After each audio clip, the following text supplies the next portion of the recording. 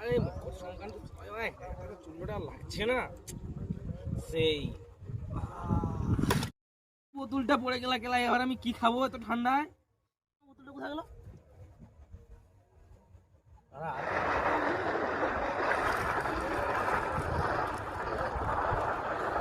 তুমি আবার কি? আমি জল পাখা বলছো, তুমি কি খুঁজছো জলের মধ্যে? আমার একটা বোতল পড়ে গেছে, সেটাই খুঁজছিলাম।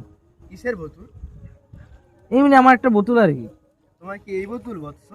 না না, আমার এটা নয়।